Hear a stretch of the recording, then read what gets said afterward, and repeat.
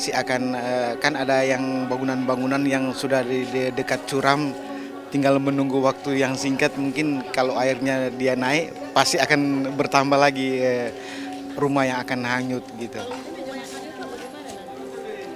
Itu kan kita langsung buat laporan ke pusat, bekerja sama dengan instansi terkait untuk kita buat laporan ke Departemen Sosial maupun Departemen PU dan BNPB. Mudah-mudahan ada respon yang baik dari pemerintah pusat. Gitu.